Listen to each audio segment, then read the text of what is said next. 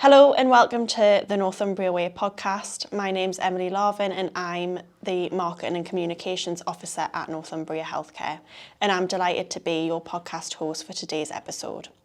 Sunday the 5th of May marks International Day of the Midwife, which is a day celebrated across the globe to raise awareness of the important work done every day to improve the quality of maternal care for parents and their babies. Today I'm joined by three very special guests who are Northumbria Healthcare midwives. So I've got Katie with me, Carla and Michelle. So I just thought we'd start things off by introducing yourself and giving a bit of an overview of your role at Northumbria Healthcare. So Katie, do you want to start? Yep. So I'm Kathryn Lissaman and I'm currently the head of midwifery at Northumbria. I've had the absolute pleasure of being a midwife and midwifery leader at Northumbria, currently working in the head of midwifery role. I'm Carla Anderson, I'm public health matron at Northumbria. So I look after anything to do with public health in maternity. So that could be healthy weight, contraception, vaccinations, smoking, equity, equality, anything to support a healthy pregnancy kind of falls into my remit. Fab. And I'm Michelle Salem. I am a screening coordinator for Northumbria Trust, and I manage the national screening programmes and also keep an eye out for pregnancies that don't really go as planned, maybe. Great, so very interesting roles. So to start off the podcast, I thought it would just be good for you all to give a background about your career. So how you got into midwifery and what sort of inspired you to get into the role. So Katie, do you want to start off? Yeah, so I've been a midwife, started my training in 1998. I was a direct entry pre-registration midwifery degree student, and I studied in Leeds and initially worked in Leeds before relocating with my family to the northeast. It's an absolute pleasure to have, devoted my adult life working in the profession. It's absolutely fantastic to have the pleasure of working with like-minded midwives, kind of working together on the vision of ever evolving and advancing midwifery practice, whilst also just being part of pregnancy pathways with women, birthing people and their families, supporting them through their pregnancy journey, childbirth and into the early newborn kind of phase of family life. It's an absolute pleasure to use that time to really work with families to get the best out of their experience during pregnancy and beyond.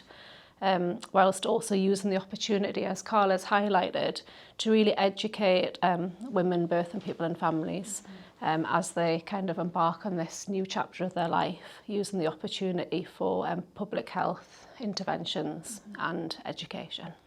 Fab. Interesting. So I had a bit of a different route. I'd had lots of different jobs in my 20s. I was a single mum, a young mum. But I had an amazing birth experience and I thought, I want to do that. But at the time, there was kind of a lack of jobs for midwives, so I went into the nursing route first. So I was a nurse, worked in A&E, and then realised that I always still had the itch to be a midwife, so I went on to do my postgrad in midwifery. And then I've always been at Northumbria, so Northumbria nurse, Northumbria midwife, and I've been a midwife for 10 years now and kind of worked on the birthing centre, postnatal ward, and then worked in public health for the last 4 years. Fab, and what do you enjoy about being a public health midwife? I love that I can make bigger changes for lots of different people, but I really love managing the teams that look after those priority women, so the women who have the most complex needs in pregnancy. I love seeing the outcomes because I miss that direct kind of care outcome. So I love seeing the work that my team does to support women in the greatest need. Yeah, fab. And Michelle? So my journey again was slightly different, a bit similar to Carla, that I was doing different jobs to start off with. In my 20s, I was working in a hotel in the Lake District, that sort of thing, working in Forestry Commission. I was going to be an air hostess, but then I decided I was going to do something a bit more vocational. So about 32 years ago, I trained to be a nurse. And then I wanted to work abroad, so I worked overseas. I volunteered in some sort of mission organisation in the West Indies. I worked there for a few years, and I got a little bit more experience in midwifery than I planned. So a lot of things that I wasn't prepared for. So I actually came home and wanted to train to be a midwife because I needed to know what I was seeing, like eclampsia and, you know, PPHs and stuff that I hadn't been trained to manage, and stitches and stuff. I thought, yeah, I need to train to do that properly. So I came and I trained to be a midwife, and that was in '99. And I worked at North Tyneside and then went through all the amalgamation of the trust and moved to Wansbeck and then the new hospital, and was eventually in pregnancy assessment for a little bit, and I quite sort of got more involved in the antenatal side of things. And then eventually about 5 years ago came into screening. Screening is quite fascinating. You know, it's important that if things are different, either infections or differences with babies, etc., that they're managed really well.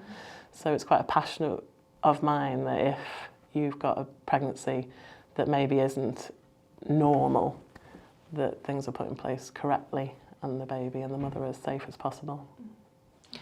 And I think that's really interesting because we three have all come into the profession through very different avenues. So, you know, I was very much an undergraduate, 18-year-old direct entry degree programme midwife. And I think that's just a real reflection of the reform of midwifery education, and kind of the way we're training midwives now is through lots of different avenues, continued undergraduate education, but also master's top-up degrees, whilst also offering apprenticeship into midwifery education. And I think even through this small representation, that's really evident that we've all been educated through different routes into the profession. Do you think now it's quite, like there's a lot of routes to get into midwifery, it's a lot like easier to get into than it was back in the day?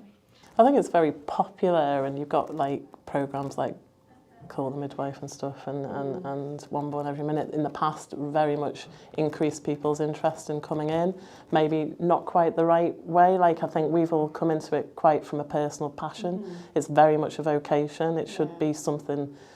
Well, we're all here because we're passionate about it. But there was maybe there's a lot of younger girls. There's a lot of people that want to be a midwife. It is seen as quite a prestigious sort of career. It's like, oh, you're a midwife. But it's not just about delivering babies. It's not just about, you know, being there at the delivery is obviously probably one of the best and wonderful things about it, seeing a new life being born and its baby taking its first breath. But it's not just all about that. There's a lot of work that goes in around it to make sure it's safe. Yeah, and it's about making a mother. I always think it's about getting that mum and that new baby to the healthiest place possible for that birth. So the birth's amazing, and every midwife, we all love catching a baby. It's the best part. But it's getting that mum and that baby and that family to be that, to transition them into that next space, I think is amazing. And it never leaves me, no matter how many births I'm at or how many stories I hear. I'm like, oh, this is just like the best job in the world. No, it is. It looks like a lovely job, and like you bring a new life into the world. But obviously, we know it comes with its challenges. So, are there challenges in the role that might go unnoticed by the public, do you think? I think it's probably worth acknowledging that, you know, all specialities within the NHS undoubtedly face challenges and barriers, and we are not unique in that we continue to have to address workforce challenges, vacancy gaps, recruitment, retention challenges, but together we have, you know, a good workforce strategy to manage those challenges and barriers. But it's just, I think, making sure that we use, this day as a classic example of recognition and reward for all of the midwives, you know, worldwide, but particularly our midwives here at Northumbria for like the difference they're making to so many. It's an absolute pleasure and joy to be part of the profession, but it would be naive to say that we weren't faced with challenges, and I think those challenges change over time. You know, we together have worked through, you know, a pandemic and pandemic recovery, but, you know, all of those things have changed probably the way we practice, and in some ways for the better, but they feel like challenges at the time, but we rise above them and we continue to operate differently as a result of such challenges. Yeah, I totally agree. And I think it's always going to be busy, and I think the public probably see it's busy, the NHS is under a lot of pressure, and I can't speak for all midwives, but definitely in Northumbria, we're always like striving for that solution or that next thing that's make this the best experience possible for this family. And we never lose sight of that. So no matter how challenging it is or how busy it is, like that family and that woman is always at the centre of what we're trying to do. Yeah. And no midwife should ever lose that, because that's the most important thing. I think we only have contact with women and their families for a relatively short period. You know, you're looking at 6-7 months, and in that period we're quite intensely supporting women, looking for things, always making sure everything's done correctly. I think we're slightly different than the rest of health service because it's such a short period we're responsible for, so we're quite intense. And the challenge, I guess there's always plenty of young midwives that want to be midwives, but the retention of these midwives and their long-term employment and happiness. I mean, we've all been at Northumbria for a long time and we're committed, and that's a benefit. We don't want to lose staff. So it's a challenge to make sure staff are happy and content and stay. And offering people like opportunities, you know, when you think of like the People Promise and the NHS long-term plan, and making sure that we are responsive to that and offering people new and different ways of working so that, you know, we can manage good work-life balance and still continue to enjoy the passion of the role. And I think we're very privileged at Northumbria to be given lots of support to work differently. And, you know, encourage midwives to feel that they can get that balance right to enjoy their job. How do you think you have worked differently? Like, or how do you think that's changed over the past few years? I think one example is flexible working, and absolutely encouraging and advocating anybody to submit a flexible working request. And that can be reviewed in the context of the service provision, and it can typically be obliged in some way, shape or form. And I think the offer of flexible working is just a fairly recent but strong direction of travel to enable us as kind of professionals to continue to commit to the requirements of the role, but in a way that feels manageable at the individual level. Yeah. And I think there's lots of different roles within midwifery, and certainly at Northumbria there's, you know, specialist roles, there's core roles. You can work on the birthing centre, on the postnatal ward, on pregnancy assessment in the community, in an MLU. There's loads of different opportunities. If something doesn't fit with you, you can try something different. So I think we're flexible in that as well, so you don't have to be stuck in the place that you have been for a few years. You can move and change and develop. Yeah, I think that's what, because before I started here, I just thought midwives just delivered babies and that was it. And I was quite surprised at how many different specialist areas there are. So that was a lot. And Michelle's one of many specialist midwives at Northumbria, and we are really privileged to have a whole team of specialist midwives, you know, dedicated to specific parts of like maternity pathways of care. And I think even in the last couple of years, we've now got a digital specialist midwife because we've gone completely digital. So a few years ago, that would have not even been a job we'd thought about, but now that's a key part to have that specialist clinical knowledge in that digital system. It's really important for women in the care and the transition of care between services. So there's loads of different roles, and more will evolve as the progression of the profession, I think. I think also over the last sort of 10 years, obviously social media and people's sort of perception of what maternity is, what childbirth is, what all their friends are having, plays a bit of a role in a misconception of what can happen. They all expect the perfect baby, they all expect nothing to go wrong. There isn't that, like maybe in older times you would have a family around and they say, oh, well, this happened, that happened, but it's all glossy on social media. So I think in my role particularly, I meet a lot of women that were just not expecting things to roll out the way that they did. So what does being a midwife mean to you, and what do you love about your role? So for me, it's with the woman, you know, offering personalised care for that period of time that we've talked about. You know, we've got this absolute golden opportunity to make a difference in quite a time-limited period of time. So for me, it's just remembering that that's where I started and that's where my passion will always continue to be. And what gives me like continued joy every single day is just working with midwives to support women. Mm-hmm. For me, I think it's working with women to ensure that everyone has, we talk about equity and equality, but I'm really passionate that all women should have the same chance at having the birth they want, the pregnancy that's as healthy as possible, whatever that looks like for them. It's, you know, it's their choice and we're here to support them in that. So that's education, it's knowledge. So that's the most important part of my job, I think. And there's nothing better than seeing a woman who at the start of a pregnancy had, you know, multiple issues going on, and the change she goes through with the right support to get to the end of the pregnancy and then becoming a mother, and just seeing the transformation in her life and how she views herself. Yeah. And we use the word empowerment in midwifery all the time, but that's what we're here for. We're here to empower women to become mothers. Definitely. I think as a junior midwife, I mean, we're all quite senior midwives now, but as a junior midwife, you know, it is very much about being with a woman and having that intimate relationship created with their child. And it's not really about you as a midwife. You have to stand out of the way. It's about them having a moment, and the less they remember about you, the better, because it's about their birth experience, not about us. But as you become more senior in the role and you realise the risks and the dangers, you want things to be as safe as possible. You don't want to lose any babies or mummies, and you want to make sure everything is tight and is safe and nothing's missed. And that sort of changes as you become more senior, because when you're more junior, it is more sort of rose-tinted spectacles and you think everything's going to be...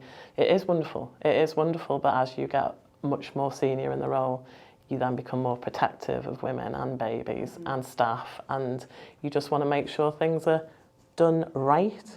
And I don't think that comes until you've been in it a while, but then when you were junior, there was always people ahead of you that were protecting you, and then all of a sudden that's us, I guess, in some sense. And what are your favourite moments as a midwife? Do you have a special moment in particular? I don't think I could possibly pinpoint the most special moment in my midwifery career, because I, you know, like we've discussed during this chat, I think that moment where, you know, you're part of a baby being born, like, has an unforgettable joy every single time. So I don't think there's one particular highlight throughout my kind of midwifery experience, because if I get the opportunity to, you know, care for women, which, you know, I've worked through kind of a professional career, and I often work with midwives in a more strategic role now, kind of like, you know, planning for the vision of future midwifery practice. But if I get the opportunity to be with a woman during her birth experience, for me, that is the highlight every single time. Yeah, it's always different. It's never the same. Every human is completely different, as in every baby's completely different, every woman's completely different, every birth's completely different. Do you have a favourite moment? I don't think I've got one. Like Michelle and Katie said, they're all special for their own reasons. So, you know, you could deliver the Christmas Eve baby or the Christmas Day baby, or a baby to a mum who's struggled through multiple episodes of IVF or miscarriage, or there's loads of different things that could probably stand out. But like Katie said, any birth that you have the privilege of being a part of is just amazing. And that's why it's just it's a difficult job, it's hard, it's challenging. But, you know, the most privileged job in the world is to be at the presence of a new life, isn't it? And as I said before, it's not about us. It's about the woman having a fabulous time. Yeah. And probably the more pertinent things that are resound and that I remember in my head are more traumatic things maybe, and how the reality of having to manage that and having it managed appropriately, because we do see things and we do go through things that do affect us, and it's important that they're managed safely, and there's a lot of aftercare, there's a lot of investigation side to midwifery, and it's important that whenever that happens to you, it's done appropriately and managed correctly. But as far as the women, I mean, there is endless joyful moments where things have turned out right. And I know you all got into midwifery in quite different ways, but what advice would you give to aspiring midwives or people wanting to go into the midwifery role?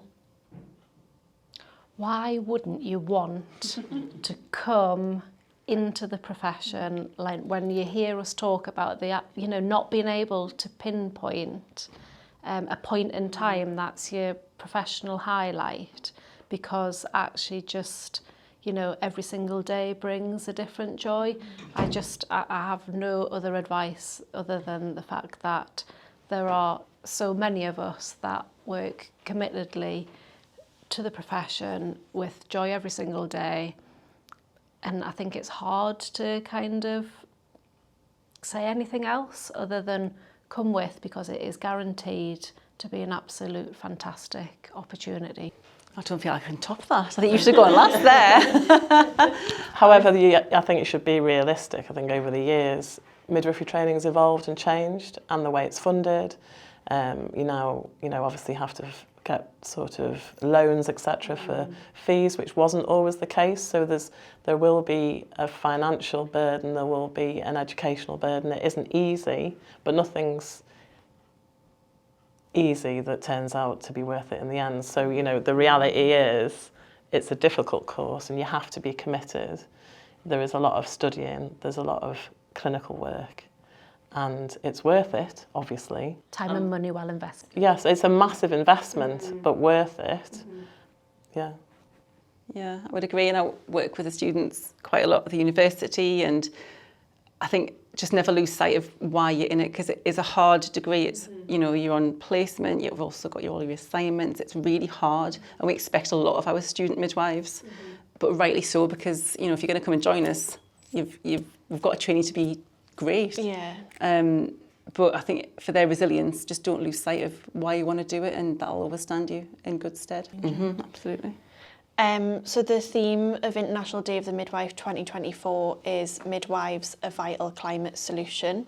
So how does Northumbria help women in making environmentally mindful decisions about their care? Well, we in our maternity service provision, you know, share the trust vision around sustainability, and that's continuously reviewed with new projects around kind of sustainable healthcare, and we share the vision around, you know, with regards net zero is our future aspiration. So there are lots of specific projects within maternity with regards environmental gases, use of reducing plastic usage, etc. Digitalisation. There are lots and lots of endless work streams that I could highlight to you, and they all feed into the wider trust strategy around sustainability in maternity healthcare provision. Fab. Well, thank you for joining me today, ladies. I don't know if you've got anything else to add, but thank you. Happy International Day of the Midwife. Thank you very much. Thank you. Happy midwives. And a thanks to all midwives for their absolutely amazing contribution. There isn't a midwife that doesn't go above and beyond. It's a vocational service. There's a lot of goodwill, there's a lot of extra work that's put in by all midwives, and maybe that's not recognised, but it happens.